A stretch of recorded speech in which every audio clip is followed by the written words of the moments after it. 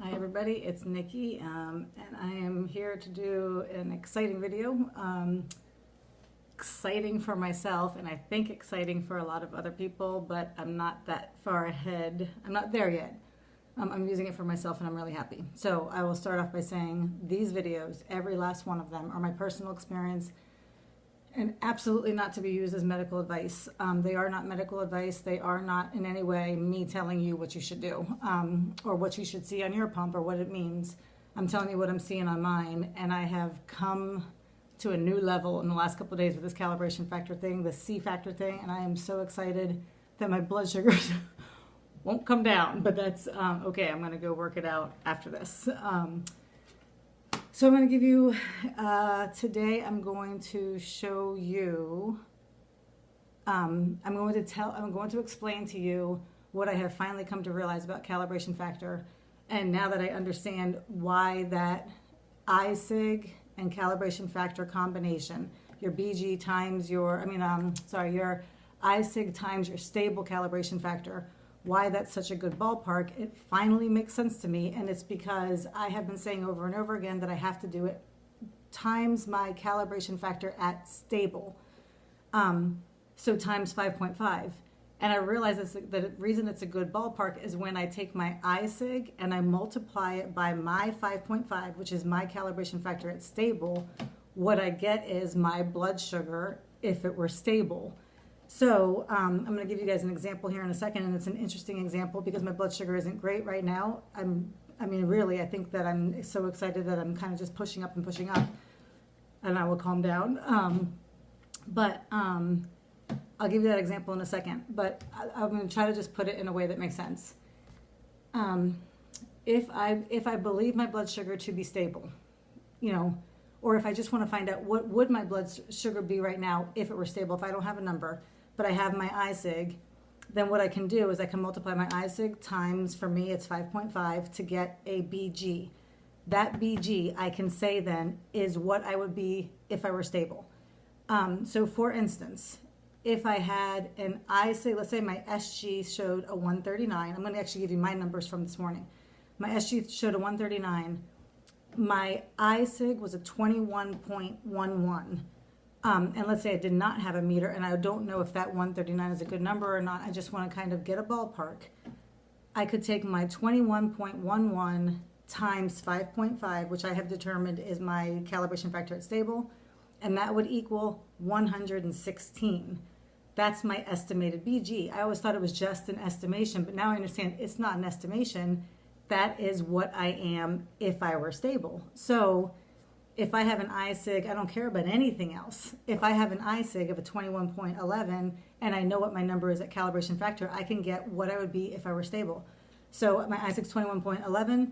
I say times 5.5, my calibration factor at stable, and that is a 116. So I can say if I'm stable right now, I'm a 116. Now, I will give you a really quick example of what I'm doing right now this morning with it, and I have been struggling big time. I'm using this calibration factor. I'm tracking my blood sugar movement at every move, and I see which way it's going, and I see how fast it's going, and I see how things affect it. I've never had anything like this before, and I'm really excited. I'm actually much calmer now, but I'm going to try to just give you examples because I think it's the only way to handle it. So for instance, this morning, right now, my SG, well, this is 5 minutes ago, so it's changed. My SG was a 191. My ISIG was a 28.03. And I'm not even going to tell you, when I actually calculate what my current calibration factor is, it's a 7.31. It's been high all morning because my blood sugar is just pushing and pushing and pushing. And I do think there's nothing else. No carbs, no auto mode, no loose infusion set. There's nothing. So I do think this is just kind of excitement and maybe hormones, whatever.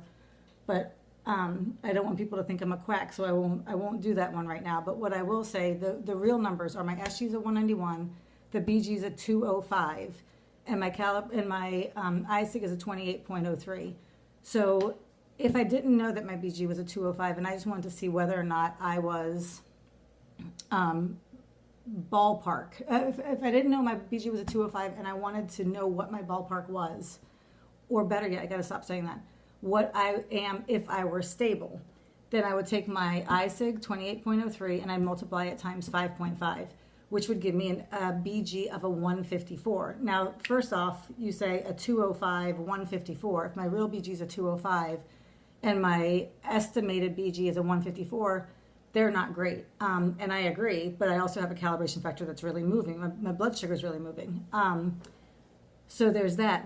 But now here we go back to the meters and what the meters are capable of doing. And the meters are still currently, I know they're rolling out 15%, but they're still currently a 20% range. So as long as you get something within 20% of that number, well, 20% of 205 is 40. I did this on my calculator. I won't drag it out.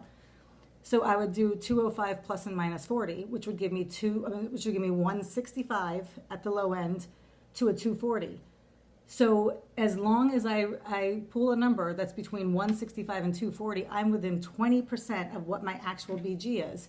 And again, my estimate was at a 154, and not just an estimate, but what I am at stable is a 154.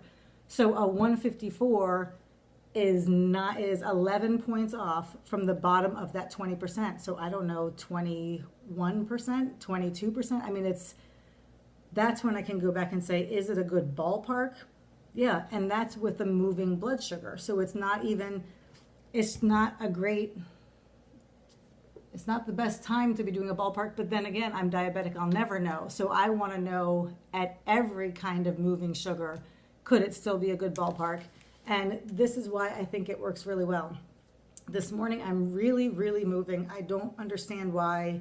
I'm ruling out things left and right. I have not completely ruled out that there's just something wrong. I'm not getting insulin. That's a possibility. But it's been a really gentle kind of push. And I think that maybe it's just stress. You know, I don't know. I know it's not from carbs. I know it's not from auto mode. Those are the two things I rule out for sure. So my calibration factor is at a 7.31. That's kind of a moving number. If my stable is a 5.5, and I will run through quickly kind of what some of my calibration factors are. Last night was not good. Last night I had a minimum delivery that rocked my world. If I could find, I should, okay. So for instance, this was over a 2-hour period. My calibration factors were 5.87, 5.36, 5.38, 5.86. That was while I was cleaning. So pretty stable sugars while cleaning, which is awesome. That doesn't usually happen. But again, if 5.5 is what I'm estimating with, then those would all yield very good ballpark. Now, the more my sugar is moving, for instance, I don't even know what was happening right here. I was doing my morning coffee. Calibration factor of a 6.28, a 6.5, a 6.24, a 5.98, 6.08, 5.57, 5.36, 5.61. That 6.28 is some movement. And what I am thinking at this point for myself, this is not going to apply to all diabetics because some diabetics are more stable than I am. But for myself, what I think that means is that a lot of my blood sugar is either stable or it's moving but kind of slowly or even at most a moderate speed. Now, I can move, and that is for sure. I can see a calibration factor of an 8, 9, 10. And the more I'm moving, I think the less that estimate of your ISIG with stable calibration factor is going to yield a really solid ballpark. So you have to kind of have an idea if you might be really moving. But I think a lot of what I'm seeing falls between a 4 and a 6, or a 4 and a 6.5. And if you think about multiplying times 4 times 5.5 and times 6, when you're up in the 100, 150, I mean, they're going to give you some numbers that are good ballparks. I don't know if this made any sense at all. And the next video I'm doing, and I'm excited about it, is I'm going to show how, with my numbers, how I have an SG delay, and I can see it. And in fact, I can even go back and tell you at what point it was delayed and for how long. But the next video I'm going to show is how I see an SG delay on my pump. And the reason I'm doing this one is because there is a heated debate, and there's lots of people who are just being told that it's not a delay, that it's just it's a little off, and maybe they need to wash their hands and whatever. And all things true. Yes, wash your hands. Yes, get a good BG reading. All things are true. But I would like to show ye how there is a true SG delay, and it's not whether or not you use the wrong finger. So, or if you've had water. Water's good, but not if you've had water. Thanks for watching. Have a good one.